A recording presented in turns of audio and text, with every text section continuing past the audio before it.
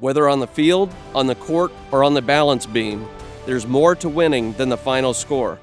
Hi, I'm Patrick Manning of Black Desert Resort. We recognize the effort it takes to succeed. That's why we are proud to partner with Utah Checkdown, the podcast that tells you the story before the game, then gives you a recap of what happened when it's all over, the grit, the glory, and the disappointments. Join us for stories of Utah's finest athletes and coaches. Thanks for listening.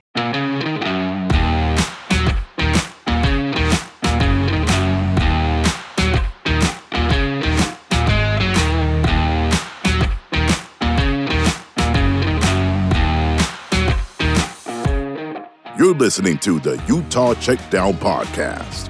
And now your host, Josh Furlong.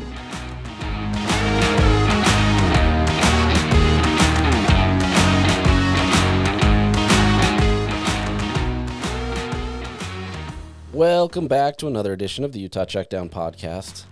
I am Josh Furlong. Happy to be back with you again today. It's a Friday. It is the last day of the longest month of our lives. It's January 31st. February is on the horizon. The depressing month that is January is almost gone. So, yeah, it's for some people especially, January is a very, very difficult month. So we're happy to get this out of the way. So that means we're getting closer to March Madness. We're getting closer to spring ball.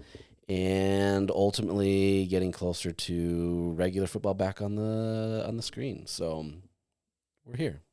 It's exciting. All right, let me tell you about our partners, Black Desert, before we start. At Black Desert Resort, you can truly indulge in luxury your way. Whether you choose a sleek studio or an expansive 4-bedroom suite, you're just moments away from teeing off on a championship golf course. Savoring top-tier dining, relaxing poolside, or exploring the rugged beauty of southern Utah. Whatever thrill you seek, it's right outside your door. Your journey awaits at blackdesertresort.com. Get lost and find luxury. All right, so earlier this week I told you that I probably wasn't going to do another episode this week unless something came up, and some stuff came up. So we'll do a podcast today, and we'll return again next week and have some more stuff. But happy to continue to talk to you about the different things going on around the collegiate world, the sports world, and look, we're not going to get into this debate, but like, if you have to weigh in on this whole Utah Hockey Club controversy in terms of them changing names, whatever, go for it. We're not going to discuss that, but it's been an interesting week. We'll just say that. So one of the things that happened pretty much after I wrapped up my podcast was the it happened that Kenan Johnson, cornerback at Utah, entered the transfer portal. And there's a few people that wondered how this was possible because it is past the date. He is a grad transfer, and so he can essentially leave whenever he wants. There is some rules that way, and so he's not bound to the same transfer portal rules that there are. So yes, there are still players that can leave who are grad transfers. But for all intents and purposes, he was locked into stay at the U, and everything was going to be there for him. And on the surface, this looks like a bad loss for Utah, right? Obviously, he got the starting minutes last year before he suffered that gruesome injury. But it's that injury that essentially is going to make it why he transferred. His timeline, as you can imagine with these long, sustained injury rehabs, was going to make it difficult for him to be able to return in time for the season. And so, I don't know if this was a mutual understanding, if this was Utah kind of pushing him out or whatever the decision was. This is the nature of college athletics now, right? But at the same time, there wasn't really going to be an opportunity for him at Utah given how long it would take. Right now, maybe there's a faster recovery. Maybe he's able to get back in there. But even then, I'm assuming based on what I've heard that he wasn't going to be able to be ready until probably, early-ish to mid-season. And, I never got clarification on whether that was, he was going to be able to start acclimating to the system, or if that was when he could, full go. Regardless, Utah's been down this road with Cam Rising. And I think the scars of having a player coming off of a serious injury, who is, trying to make a comeback, and obviously you want to be able to do right by him. They obviously wanted Kenan Johnson, right? Like he's a talented athlete. There's a reason why they wanted to keep him there. The progression and the future that they saw with him was bright. Even though he'd been in college long and was basically at the end of his career. But there was optimism that they could get something out of him. The problem is when you have injuries like that, it's tough to be able to hold up a roster spot for somebody that's not going to be fully ready for the rest of the year, right? And so I think, I'm operating on the assumption that this is mutual, right? Like I think they were both looking at it and saying, this isn't going to happen. But on Utah's side, this is them having to go the business route, right? And essentially saying that, they needed the roster spot and, they weren't going to be able to keep that scholarship essentially, right? This is my opinion, so don't say that this is, Utah Athletics doing that. I haven't gotten word that that's what it was. But just essentially, it's kind of putting two and two together on that situation. This gives Utah an opportunity now to have another scholarship player come in. You can go through the spring transfer portal period and potentially add another player, and that's the nature of what it is. So on paper, yeah, it looks rough simply because he was, quote unquote, a starter. But that's relative given that he was injured, in the first game of the season, and wasn't able to continue from that. Was it first or second? I can't remember now at this point. Either way, we don't really know what Utah lost out of that, right? Obviously, he was talked about a ton, gets the starter minutes opposite of Zemaiah Vaughn last year. Really expected him to do well, and he was doing well in the limited minutes that we saw. But the point is we don't really know. So unfortunate situation all around. Utah really wanted him, really expected him to be there. But, injuries, they come for anybody, right? And as we've seen, they can damage careers and futures and different things that way. So it's a tough situation. Utah will be fine. They've got plenty of depth at the corner position. And, let's be real. Like, this is a situation where Utah continues to be tested every single year in this position group. And you kind of got a hint of that in Morgan Scalley's comments at the press conference a couple weeks ago, where he talked about, he feels like they're always doubted in this position group and they continue to find ways to step up. Now, is it always, top tier? Is this the years that you have the Julian Blackmans, the Jalen Johnsons, the Cole Bishops, those types of players? No, it's not always that situation, right? But at the same time, they're finding ways to be effective with the guys that they have, and they coach them up really well. This is obviously one of the position groups because you've got corner and safety, we'll call it the secondary, that they do really well on and coach up players, and they get a lot from them, and everything works. So look, losing a player that you didn't have all of last season, just means more minutes for somebody like a Scooby Davis. You get other players that can get in there that haven't been there. Smith Snowden obviously has been talked about as going to be more on the outside. There's potential there. There's obviously other guys in the works that are depth players that haven't been able to see the time, or they've gotten limited time. This is the one position group. Well, maybe not the one, because there's others, but I feel confident that they'll be able to get something done. That doesn't mean that they're not going to be looking in the transfer portal, but I also don't think that this is a big need, right? Kyle Whittingham talked about the need to add a running back in the portal. Even though they've rebuilt that room and have some pretty good depth, they still want to be able to add there. But corner, to me, doesn't feel like it needs to be an immediate add. If there's, the best player available is a corner in the portal and they can get him, sure, you take him. But I don't think this is a situation where they're going to go looking primarily for just a corner, and that's like the top job, right? It's going to be running back, it's going to be defensive line, maybe defensive end, depending on who's available. Maybe you add another wide receiver if you need to. But those are primarily going to be your interests in the portal. So, I don't want to spend too much time on that. We're past this, so let's move on. One note to football: the Big 12 schedule is expected to be released next week. That's at least the word that I've got. Whether that actually happens, who knows? I've heard Monday. I've heard early next week. We'll see. I'm hoping that it does come. I mean, personally, it makes it easier for me to try to get my travel plans together. I know it's January, February, but I understand that's more for the fans than it is for me because mine's paid for by my company. But for fans, you want to go travel, you want to be able to go see these games, you want to know where you're going to go. My family has some travel this year that if we can time it up with Kansas, that would be great, just for them personally. So. There's we'll see. And I'm hoping next week when we come back for this podcast that we'll be able to have the schedule out. We'll break it down a little bit, look at what Utah has, kind of how it lays out, as well as kind of what the rest of the Big 12 looks like on a high level, right? Like as the year progresses, we will go through these and break them down like I did last year.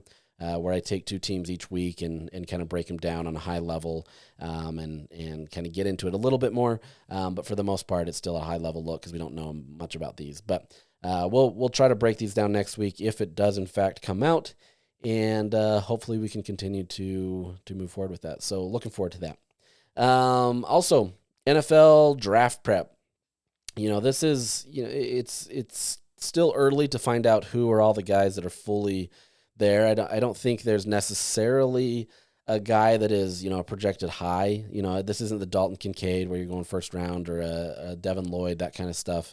But you've got, a guy in Junior Tafuna who has really shown out at Senior Bowl week, right? So the Senior Bowl is on Saturday, the official game.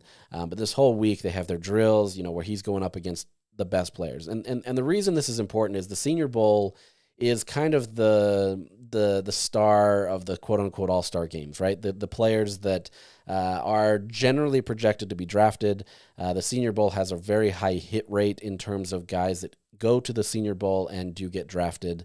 And so to be able to be a part of that, it's not a guarantee by any means, but it definitely shows that there's a lot of optimism about who you are as a player, right?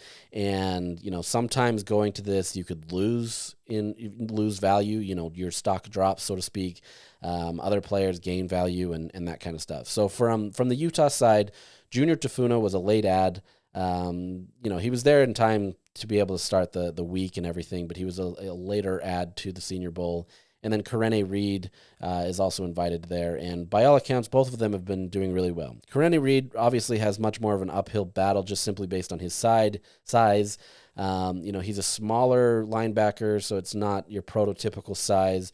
That's not to say that he's, not capable of doing it, but it does get tougher when you get into the league and you've got to contend with guys that are much bigger or have prototypical size.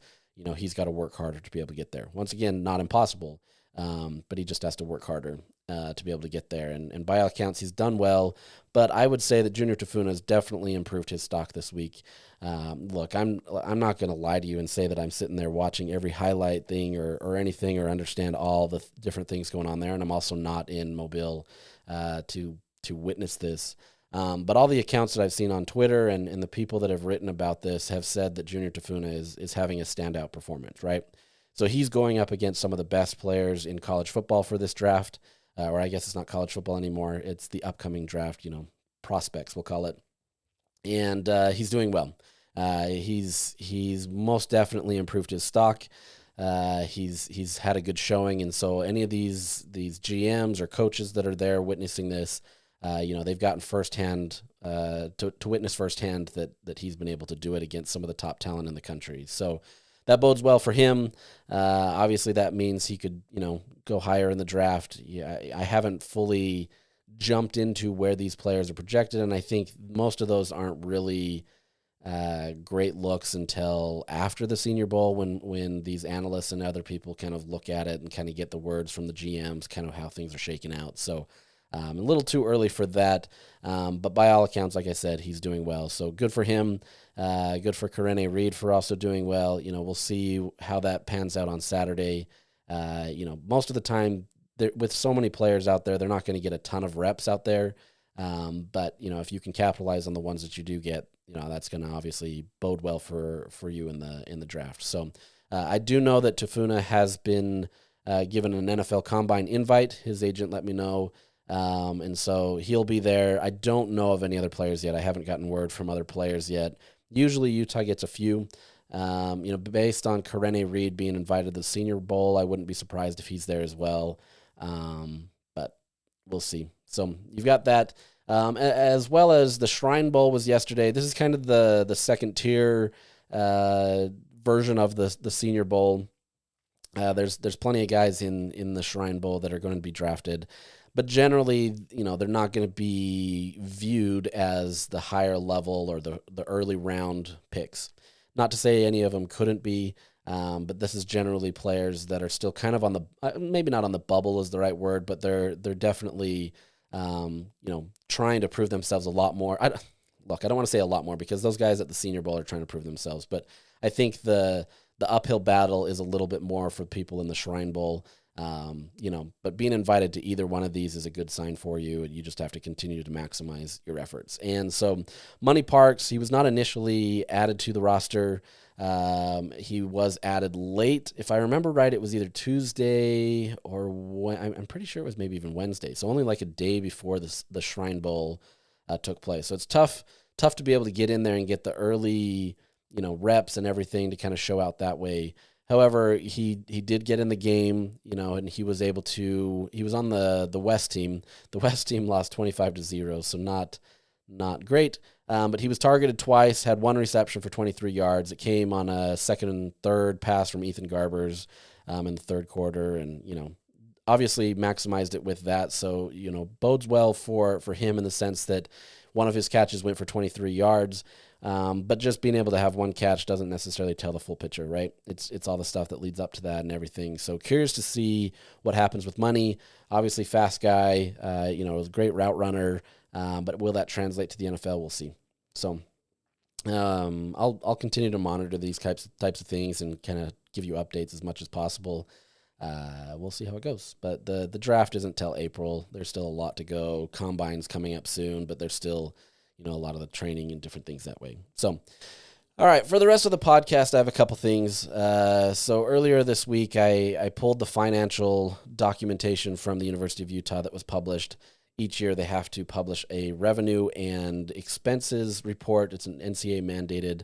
It's also audited by the state. So there's a lot of oversight on these types of things.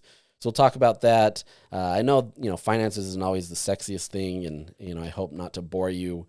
I'll try not to get too into the weeds on that, but clearly it's been a hot button issue if you look at my Twitter feed. So there's that. We'll also go over some other thing that's a hot button issue on my Twitter account. It's Bill Conley from ESPN. He's the guy who created SP+. He may have ranked Utah as one of his preseason playoff teams, and we'll kind of go over what that is, and then we'll kind of preview the Running Utes and the women's basketball team for this weekend and kind of what's going on there. So let's jump into finances, the most sexy, attractive topic that we can talk about right now, right? No, it's not fun. Personally, it's a necessary evil of my job, and I say that in the sense that I have to report on it, but it's not something that this isn't something that I look forward to every single year because it's ooh, I'm so excited. I mean, I'm excited to see how these things go. But at the end of the day, it's, an organization and how they manage finances. And, that's not really, it is what it is. Now, that's not to say that there aren't some interesting tidbits and different things. And I like to look at, I'm a numbers guy. I love my spreadsheets.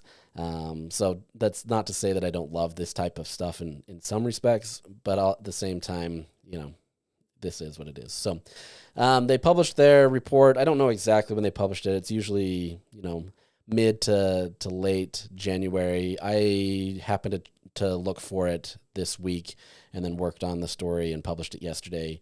But the big headline here is that Utah Athletics had a $17 million deficit. And, on the surface, that sounds really bad. Anytime you have a deficit, that's not good. But 17 millions is not great. And I'm going to try to provide some context into collegiate athletics because college athletics doesn't make the type of money that you think it does. Now, that's not to say that it's not making a lot of money. For example, Texas had record revenue this year at $300 million. So it makes a ton of money, right? And that was football. So there's other sports that make money, but by and large, outside of football and men's basketball, and in some schools you might make a profit in some other sports, but by and large, it's mostly those two sports. Football is obviously the king; they make the bulk of the money. It is kind of what everybody does because that's it's most popular and everything that way. And then men's basketball gets a lot more attention as well and is able to turn a profit most years for most schools. Well, I don't want to say most schools. I mean, even this, it's not easy to turn a profit for a lot of these programs. So if I remember right, there was a study done, not even a study because it's available data, but there's only something like 30 or 15 or something like that profitable programs on a year-to-year basis in terms of turning a revenue every single year. It's just not a high number. Football, men's basketball are used to finance the rest of the department. You can have your debates on whether that's good or bad. Obviously, from a football standpoint, that's frustrating because you're raking in all this money, and then it has to be paid out to all these other programs to sustain them. But on the same vein, for all the problems that the NCAA has, litigations and not being able to manage their own rules and all that kind of stuff, they absolutely are a big proponent of being able to help. They call it the Olympic sports, right? Gymnastics or softball, swimming and diving. Those types of things where, by and large, women or these other sports aren't generally going to get the same opportunity. Because as I mentioned, football and men's basketball are king. You see that in today's world where you have, the NFL and the NBA dominate. There's other leagues that do well, but it's not the same, right? And so it would be real easy for the NCAA to just be like, look, we're a football and men's basketball, organization. That's what we're going to focus on. And then it becomes much harder for any of these other things. So for as much as the NCAA is what it is and the struggles and doesn't really manage itself well, they've done a phenomenal job of being able to get other sports and other things an opportunity, right? A lot of these people, you look at, let's say, gymnastics at the Olympics. A big reason why, some of this is done well is to the credit of the NCAA.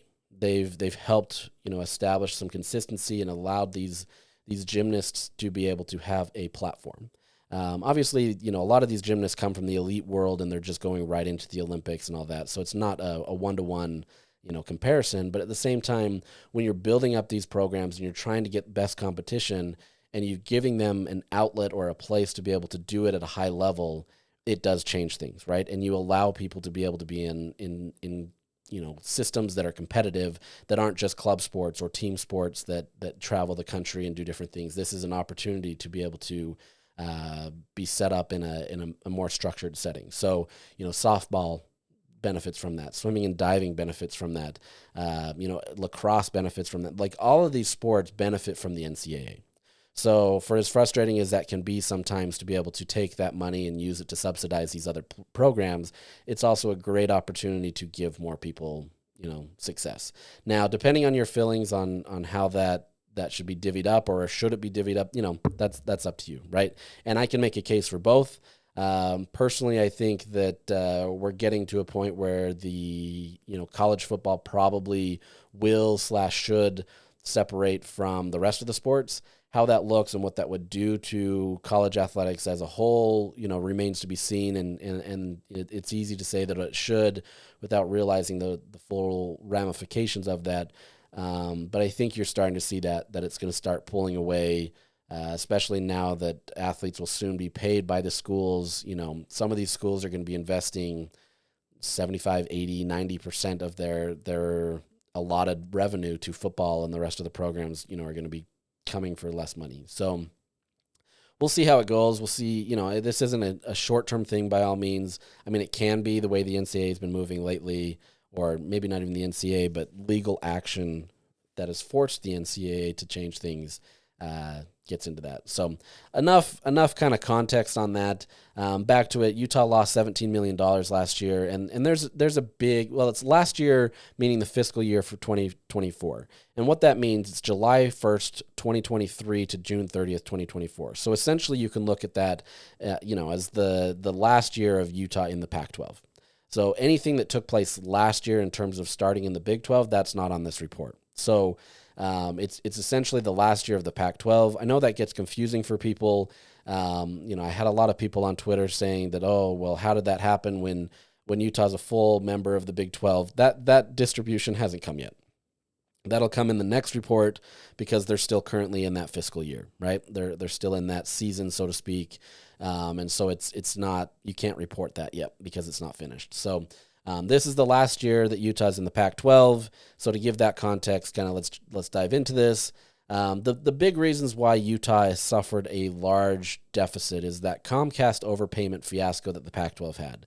If you remember right, back in 2017, the Pac-12 found out that they'd been overpaying Comcast, and they decided to sit on it. They held back that information. They didn't announce it to anybody. Years later, in 2022, Comcast did their own audit and found out that they'd been overpaying the Pac-12, and it came out publicly. The Pac-12 finally had to fire a handful of people who knew this. How it was known from the commissioner's standpoint, it got messy, right? And so it was a tough situation that, you can look at and say these schools knew, and to an extent they probably did, probably didn't. I don't know. I'm not going to speculate on that aspect of it.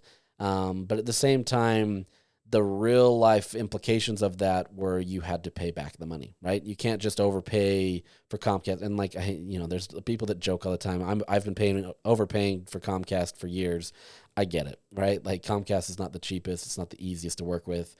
Having been a Comcast subscriber years and years ago, it is not a fun situation. But that's not the point. This was the Pac-12 charging Comcast too much for what they were getting in their distributions, and so they had to pay that money back. So what that meant for Utah essentially is a $10.4 million swing. So in fiscal year 23, Utah got a $2.5 million distribution from this situation. I'm not going to get into that weeds, but they got $2.5 million that year. The next year they owed 7.9. Well, they were in the deficit of 7.9 million. So essentially, like I said, that's a $10.4 million swing. You essentially had to pay out a ton of money for this Comcast thing, and that's your biggest contributor to this $17 million. Something that's not fully in their control, but it's something that they had to do. It was agreed upon that it would come out of this fiscal year, and so that's the nature of it. Every single program that was part of the Pac-12 had to pay that, right? So this isn't something just unique to Utah. Every single program had to. Oregon had to pay that. USC, UCLA is a mess, by the way. Their finances aren't great. If I remember right, they lost $51.8 million that fiscal year. So not a great situation. But that's your biggest contributor to that. Not great. On top of that, you may remember as well that as the Pac-12, crumbled and Utah exited, and you can blame Utah, depending on what side of the aisle you are on that, as being part of breaking up the Pac-12. The remaining schools, Oregon State and Washington State, were able to get a court order that allowed them to withhold revenue. So essentially, these teams are paid out revenue every single year, whether that be, through units through their college basketball. So depending on how far a team goes in March Madness, each team is guaranteed a certain amount of money based on where that goes. So a team, let's say like Arizona, if they can make it to the Final Four, that benefits the entire conference. And the more teams you have do that, the more units you get and the more money that the conference makes.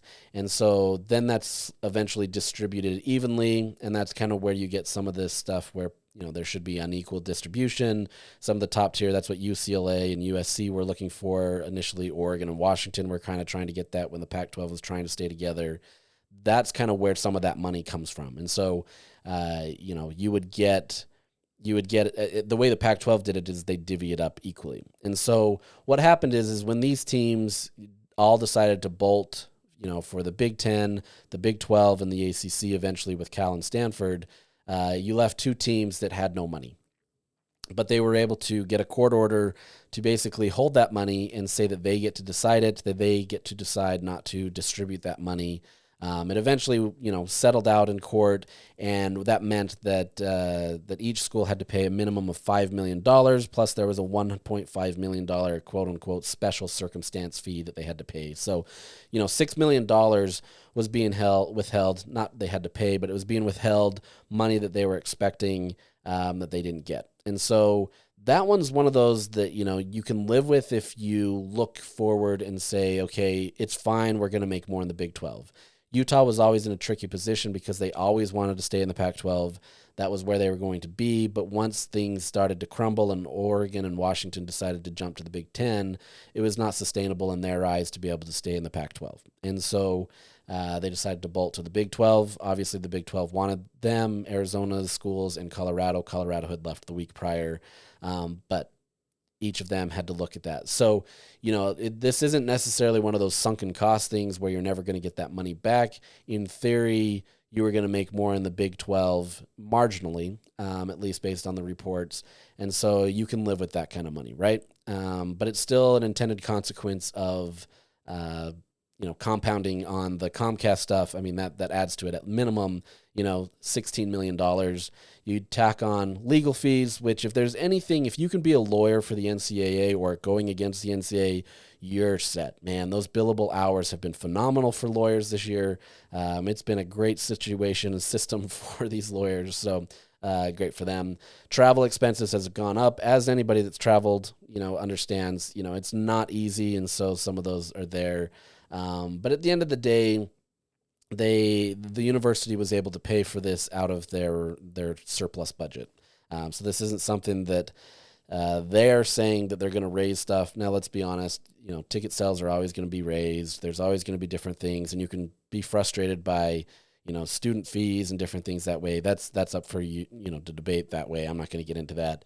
But for the most part, an athletic department budget has to operate on whatever it brings in. And so, whatever football brings in and basketball brings in and all these other programs bring in, whatever they have from that is what they get. Yes, there are some supplemental stuff, right? Like I said, the student fees and different things that way. But for the most part, an athletic department has to operate separate from kind of the university to some extent.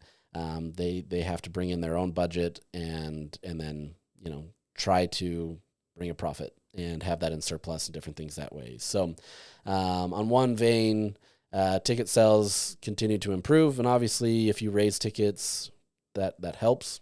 But the football program saw nearly a $2 million increase from the previous fiscal year. They had, between all of the sports, it was $14.8 million last year. And so they feel confident that because these ticket prices and ticket sales are still flourishing and they're improving, that's a better indication that things are going okay.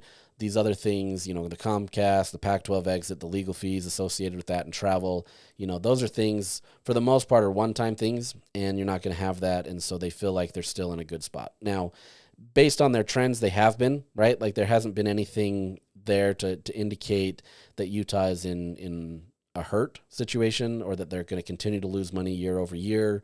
Yes, they did lose $31 million, for COVID. So that is something that you can look at. But by and large, since at least 2016, and that's as far back as I've gone recently, they've made at least $1.4 million every year in surplus. 1 year, let's see, their highest year that they've had a surplus, 3.8. That was fiscal year 2022. They also did that again in fiscal year 2018. But they hover around that $3 million number, $2 to $3 million. So they bring in a positive every single year. So, if you're a fan of Utah athletics, you can be happy about that. Looking at this from an individualized sport, I just want to kind of quickly go over this. Football last year, and that money, that distribution money where they had that, $7.9 million deficit came out of the football side of things, at least from an accounting side of things. And so revenue-wise, they brought in $79 million, but it was higher had you have taken that Comcast payment out of there. A year prior, let's see, what was it? A year prior, the university had brought in for football alone $92.5 million, which is a record for them. Most years they're about them 75. The next year before that, okay, that data wasn't working. So, anyways, so for the 95 or 92.5 million. The year before that, it was 75.7 million. This year it was 79 million. Had it been the Comcast distribution not being taken out of that, it's 80 million. It's already basically 80 million, so it's almost 90 million again. Doing well essentially.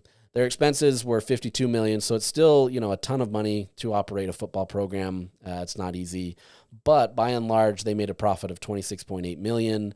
Their profit the year before was 40.7 million, and the year before that was 35.7 million. So they're making a lot of money in football. Men's basketball, just quickly look at that. They made 12.9 million, expenses of 10.3 million for 2.6 million profit. Year before that was a $3.8 million profit, and the year before that was $1.4 million profit. So money is being made. Obviously, I've said that more can be done to enhance football or basketball and maybe get more support there, donations, whatever it may be to raise that. But they're sitting in a decent spot, right? I mean, like, basketball is doing well, despite all the frustrations that fans have with Craig Smith and this program. Maybe not even Craig Smith, but other people. It's still doing well. This year, women's basketball had a $4 million deficit. Gymnastics had a $1.9 million deficit. That's pretty consistent with where they're at. Women's basketball was a little bit higher than they're usually at, but not much. It's just tough to be able to operate in the black in those. Baseball was $2.2 million deficit. Beach volleyball, $157,000 deficit. So not really much. They don't bring in a ton, but they don't spend a ton. Golf was $845,000 deficit. All of these are deficits, so I'm going to stop saying deficit. Lacrosse, $804,000, which is actually less than the previous year. Lacrosse was doing better, so you can look at that as being an improvement. Skiing was $1.7 million, soccer $1.4 million, softball $1.6 million, swimming $2 million, tennis $1.7 million, and these are all rounded up. Sometimes it's or rounded down depending on where they're at. The law of rounding. Track and field, 1.6 million, and volleyball, 1.5 million. So, and volleyball also was less than the previous year. So lacrosse and volleyball had actually done better than the year before. Everybody else was either on par or lost more. But that's pretty consistent with most programs around the country. Like I said, football and men's basketball make it. Other places might do better. In the Midwest, it might be hockey, is sustainable and makes a profit. It's not much, honestly. So you look at those numbers and they're pretty standard, and it is what it is. Utah still turns a profit every year except for this year when they had the deficit. Looking at some other universities, just to kind of give you some context, Ohio State, for example, lost $37.7 million. They had that large of a deficit, and you look at Ohio State as obviously the pinnacle of collegiate football. Some of these other sports, but football isn't everything, right? Like, they're losing a lot of money. And so this is where, I'm curious to see as, athletes are starting to get paid and these departments are going to have to start investing money into these athletes, how that's going to change. Any of these programs that are operating at a high loss, like, you have to wonder, at some programs around the country, are they going to drop you? Are they going to essentially turn you into a club sport and just say, thanks, but no thanks. This is the real challenge. And so for as good as, I mentioned the NCAA has been, this is up to the member schools to be able to decide what sports they're going to operate. Now, there's a certain threshold that D1 programs and power conference programs have to operate. So you have to have the minimum threshold of athletic teams to compete and stay at that level. There's some schools like a Stanford who has like something in every single sport out there. They have something like 30, 40, 50 sports that they're competing in. In theory, they can afford to lose some of those things, but at the same time, their endowments and other things, pay for that kind of stuff. During COVID, Stanford talked about shuttering some of those programs and turning them into club sports, and they were met with a ton of blowback. But now that there's, year over year consequences in terms of how this money is going to go and how they pay, we'll see what happens. So, I've got no word at Utah that things are going to change. I continue to dig on that and try to see if as Utah weighs its future and how players are going to be paid. And a side note to that, the settlement hasn't been finalized yet, and so it's still kind of like the universities are preparing for it. I've talked to many people that have heard different things, and they have their understanding of what it's going to look like. It's similar to the athletes are getting 5-on-5 or 5 years to play 5 seasons. They're preparing for that as well. And so these athletic departments are ready in some respects, but it's still kind of a wait and see on what the actual final product will look like. So there hasn't been any word of programs being cut, nothing to that extent. But at the same time, if you are some of these other programs, you do have to worry, right? I mean, that's just the nature of it. My company went through a downsizing a little bit ago. You just have to worry about that wherever you're at. So it happens. There's not much you can do. But I'm curious to see how that shakes out. So just some other programs that have kind of what their finances were. Michigan State, they lost $16.7 million, so right around the same as Utah. UCLA, as I mentioned, $51.8 million. I mean, they're in a world of hurt. They also have Calamoni that they have to deal with. It's just it's a nightmare for a lot of these California schools. Missouri, $15.2 million, and Alabama, $28 million. So you can look at these programs.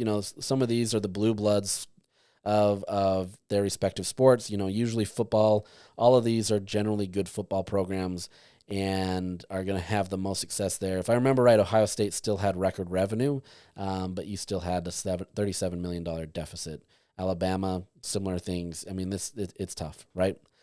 Texas had $300 million revenue, as I said, just in football. So it's interesting to see where this goes. What's going to happen with the House ruling? Will Utah be able to support every team? What's the best bang for your buck? That kind of stuff. It's tough. You look at that, and by and large, I don't want to say this because I don't think this is on the cutting block ever. But look, women's basketball is operating at a $4 million loss, right? That's clearly the highest of any of the programs. But I don't think you can just say we're going to cut women's basketball, especially with how the sport is growing, and things are going there. The problem is as you invest in that, you're also going to incur more costs. And so it's this tough world of what they're going to do. How is the market going to level out, that kind of stuff. So we'll see. I don't want to speculate too much because I don't think that's fair to any of these programs. They've got talented athletes wherever they are. Some of them, unfortunately, I'm not just saying at Utah, around the country, are going to be turned into club sports, and they're going to be forced to go that route. I don't know how that'll manage, or if football pulls away at one point. But these finances aren't easy. At the end of the day, though, as much as you have a $17 million loss, Utah feels optimistic. And, looking at the numbers, I'm not going to sit here and say that they're in a world of hurt. It happens. These things happen, and they were able to pay for it out of their surplus. And look, I'm not trying to go to bat for Utah by any means, but there's no indication that they are, on a downswing. They have some good years, some bad years. The year previous, yes, they were at one of their lowest that they've had, but that's not to say that it's a trend yet. So, who knows? We'll see how this goes. We'll see what this, we'll see what this first year of the Big 12 looked like. Obviously, Utah not getting to a bowl game hurts in terms of not getting bowl distributions and different things that way from their own stuff. But on the same vein, you don't incur bowl expenses, and those can be pretty hefty. So it kind of evens itself out to some extent on those things. But curious to see how this develops moving forward. Obviously, we won't know for another year on how that goes, but interesting nonetheless. All right, spent too much time on finances. You're probably bored, glossed over, and here we go. So let's just jump into this. This is similar to the conversation that I had earlier about, Devin Dampier and the Heisman conversation. Well, all these preseason things, they get frustrating to people. People look at it and they don't like the preseason hype. And once again, I'm going to say having expectations means that people expect something from you, right? That's the simple nature of it. And so as much as some fans want to play that underdog card, that's fine. I personally think that this is a good thing for Utah to be considered this, right? After arguably one of your worst years in Kyle Whittingham's tenure, Utah is still being looked at as a team that can potentially win the Big 12. By and large, as I mentioned, from a lot of the odds, it is an uphill climb. It's not a guarantee by any means. Even being picked as the favorite clearly is not going to be a guarantee. But the fact that, people that do this as a living continue to look at Utah as a potential contender means that there's expectations. Now, is that a scenario where we were always looking at Texas and saying, is Texas back? Yeah, maybe. Maybe there's a situation that way. Maybe everybody's looking at Utah as like, well, they're always good, so that means they have to be good this year. Maybe. We'll see. It'll be an interesting situation. But I think based on kind of what Bill Conley looked at, he makes a sound case for why he believes Utah's there. You can make a sound case for a lot of different teams, right? Like, for example, Iowa State, Kansas State, Arizona State, a lot of these teams, there's a sound, or BYU even, there's a strong case to be made that any one of them could lead the conference next year, right? And we'll see how it goes. So basically what he did is, as he did this, as I mentioned, he has his SP Plus predictions. He calculates these ratings every single week, and tries to identify kind of a rating system that ranks these teams. And he fine-tunes this every single year, tries to tweak it to kind of improve it because there's always some nuances that give him new perspective on things. And, it's not a perfect science, right? It's why people complain that, the BCS system had a computer deciding who was going to be in the national championship game. You can't always rely on numbers because they don't always, tell the full story. And also teams have to back it up on the field. So, you can have Ohio State picked as the number one team in the country on SP Plus, and for the most times he did have Ohio State number one, but that doesn't mean that they don't go out and lose to Michigan, right? A team that they had no business losing to. But rivalries matter, and different things happen, and stuff happens. So they're mostly a guide, right? It's just a way to be able to look at these teams, try to put it in an objective formula that tries to weigh where they're at, what conference they're at, what teams they're playing, that kind of stuff, and tries to equalize it that way. So I appreciate the effort. Bill Conley does a phenomenal job. He's been kind of one of the fathers of advanced statistics for college football. There's a lot of these people out there. He's definitely not the only one, but obviously was one of the early adopters of it and trying to be able to identify these things and comes there. So he's always been one that I've looked at, and so we'll see what it is. I'm not I'm not using that to try to give credence to his pick for Utah. Personally, I don't really care. I think this is one of those things. It's another one of those preseason stuff to kind of hype up teams. But I talk about it because I think there's some substance to it, right? And so what he did is he wanted to see, he wanted to create this playoff card without just saying who are the best teams on paper, right? And that's an easy thing that all of us do as a member of the AP Top 25 voting class. There's a lot of that, of who is the best on paper. And quite honestly, in my AP voting, I do watch the games, but I also have Bill Conley's ratings in my spreadsheet that kind of help me as a secondary guide, right? It's not the only factor, and quite honestly, I don't know how much of a factor it is a ton. I use it to rank my teams in terms of resumes and different things that way, but it's not the only decider. But, I appreciate his effort to be able to say we're not just going to look at what's the best on paper. Now, to an extent, it's still that, right? Like, we're in January. We don't know anything about these teams. We don't know about the transfers, that kind of stuff. So it's there. But he did that to be able to say he created some rules around how he was going to do this. And so for each conference, he had specific rules. So, for his Big 12 rule is flip the close games around. So he was looking at games this last year where a team, maybe was in a lot of close games, aka Utah. And if you flip those games around, what was their season like? And then you look at kind of some of the other stuff that it came down to.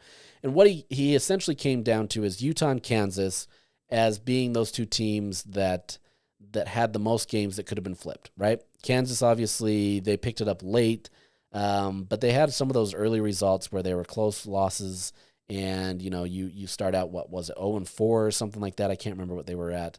But he essentially narrowed it down to Utah and Kansas as having consistency as well as being the ones that were in that mix. And so he was able to kind of look at it from that spot.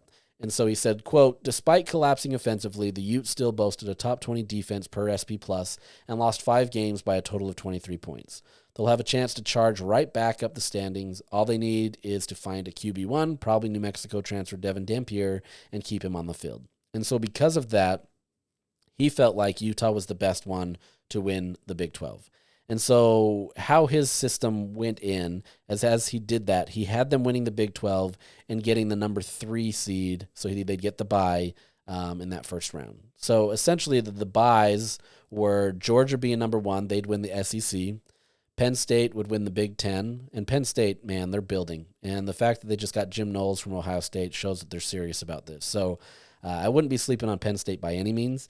There's a real possibility that they could be the number 1 team coming into the 2025 season. So watch out for them. I think they've got some good, a bunch of players coming back. They're essentially trying to take the Ohio State model, which took the Michigan model, to be able to bring a lot of these players back and try to go for one more year. So really curious to see how they handle that. James Franklin obviously has to win those big games that he just has had such a hard time doing it. He's close. He just can't do it. But either way, Conley's picking them to win the Big Ten, and I think that's probably a safe pick right now. There is still Ohio State. There's still Oregon. There's still Michigan, so that's a tough one. As I mentioned, Utah wins the Big 12 as the 3rd seed, and then Louisville wins the ACC. Another good team in the mix. We'll see how it pans out. But in his bracket, he has Boise State playing at Alabama, so 12v5. North Carolina, Bill Belichick gets the Tar Heels into the playoffs as an 11 seed, playing at Texas, who is a 6 seed. LSU, which is another team that I think could be dangerous this year, playing it as a 10 seed against number 7 Notre Dame. That may be a low pick, honestly, for Notre Dame. I think they could be sneaky good again. Sneaky good. They were just in the national championship game, so it's hard to call them that. But either way, I think that might be low for them. And then Ohio State, number 9, at Michigan at number 8. That would be pretty phenomenal to be able to have that in a playoff setting, but, we'll see. So essentially how he had it, as I said, Utah as a 3 seed, he has, they get the first round bye. So Texas, he has them beating North Carolina, and then Utah beating Texas before falling to Penn State, which he calls his eventual champions. Interesting. I think it's a fun little experiment to see what happens. Most of those teams I could see being in that 12-team playoff. But it's easy to see some of them not there, right? Utah absolutely could not be in there. Louisville could not be in there. Georgia could not be in there. We'll see. We'll see how these teams go. But I think it's a pretty solid list based on how that is. Once again, looking at that, though, Utah would be the only Big 12 team. The Big 12 has to do more to be able to get multiple teams in there. Louisville, if I remember, no, they're the 2 teams because North Carolina's in there. It's always going to be a debate with ACC and the Big 12. Big 10 and SEC is always going to take the bulk of those teams, and generally for good reason. But I think, as you saw, it doesn't always have to be that. And I think you're starting to see more success coming out of the Big 10, whereas the SEC isn't necessarily this massive product that everybody, needs to bow down to. And so I'm curious to see how this continues to evolve and how it develops. Obviously, there's continual talk on if you expand it to 14 or 16 or different things that way, but we'll see. Right now, this is what we're at, and I think it's still a great system. Is it perfect? No, but at the same time, it's better than what we had, so we'll see what happens. So could Utah be in that mix? Sure, right? I think Utah has the talent, but at the same time, I still kind of want to see some of this go through in spring. I am high on this Utah team and what they're able to do, at least based on paper. But once again, I've seen what that is, right? You can be high, on paper, and then it doesn't pan out on the field based on circumstances. So we'll see. But I wouldn't go into the season probably saying that Utah is going to be the favorite by any means. As I mentioned on the last podcast, I see them, in the top tier, but maybe I wouldn't be surprised if they were at the bottom of that tier based on how teams are going to be, on how the rest of the teams are going to be viewed. Arizona State's going to be ranked high. BYU is going to be ranked high. Iowa State, Kansas State, those types of teams. Kansas, once again, will be there. So it's not going to be an easy voting system for a lot of these people, and I wouldn't be surprised if, like I said, Utah comes in at like 6th or 7th. But, based on the feedback that I've gotten on Twitter, you guys are okay with that. You want them to have that underdog mentality. So, we'll go with that. I don't want to go too long, but just looking at the Running Utes. So the Running Utes, they got their win over Cincy. Wild game. Wild in the sense that it was not very great. And not very great in that it was bad offensively. This is a team that, they have these moments where they can be so good. They have talent. They play together as a team. They work well. They assist at a high level. Like, this is probably one of Craig's best assist teams, best rebounding teams. And then suddenly they just stop. They get into the system where, they have this free-flowing movement and the ball is, going inside out or kicking it out and different things that way. And they're effective. And then suddenly after they get this success, it just kind of stalls. You have, Lawson Lovering up top. He's directing the offense. And I did ask Craig about this because I was curious why he has his big up there instead of closer to the post. And in his view, it's kind of more spreading it out, as well as he believes that Lawson is one of the best passers on the team. And he wants to be able to have him integral in setting up that offense. Now, the problem that's there, and we've seen this, is it kind of stops. And it doesn't become this free-flowing offense. And for as good of a passer as Lawson can be at times, it seems like it's just running around him off of screens and doing different things to be able to kind of get, Gabe open or somebody else open. And then the rest of the guys are just standing still. It has opportunities, but as, I tell my kids when they were growing up in basketball, you've got to move. You can't just stay put all the time, and there's some reason to stay put to some extent. But you've got to move, because if not, you're making that defender not work. And if that defender doesn't have to work, it's much easier for him to do something else. And that's what I see a lot with this team, is you have a team that when the ball is moving and it's a free-flowing offense, things are going well. And they have, they can compete with most teams in the league. That's not to say that they're going to beat them or have better talent or skill than them, but they can compete with them. And you see that in these games where they do that. And it's always even within the game situation where they'll do that, and then suddenly they go on a 6-minute scoring drought or a 10-minute scoring drought from the field. And a lot of that is largely because of turnovers, and it's largely because they just stand still. And so you've got somebody like Gabe who's coming off of a screen and trying to work, but they're going to sell out to try to make sure that he doesn't get 3-point shots. But as he's, dancing around the 3-point line or trying to get in, whether it to be to drive or whatever it may be, the rest of the guys are standing there and not really being an active part of the offense. And so it becomes a challenge for this team. As I mentioned on a previous podcast, this is a team that is generally full of role players. There's not really a star on this offense. Gabe can obviously be that if he's making his shots, and he's still somebody that you're going to probably trust late in the clutch situation. You want the ball in Gabe's hands, and obviously he's had his moments, but I'd trust him more than anybody else on that team. Now, to that point, Ezra Sarr is definitely making strides, and I think you're seeing a ton of potential out of him, as I've mentioned many times, but you're starting to see it really click for him. And Craig Smith yesterday, when he was talking to us, said that he was most impressed with how vocal Ezra is starting to become. Craig says he loves to watch cut-ups of the actual game footage from TV. He wants to hear how loud people are. He wants to be able to see that view, and so he can kind of get a different angle of it. And he said he was noticeably taken aback by how loud Ezra was in communicating. You could hear it through the TV screen. And so to him, that's showing a guy that is starting to become much more confident, understanding his ability and what he can be for that team.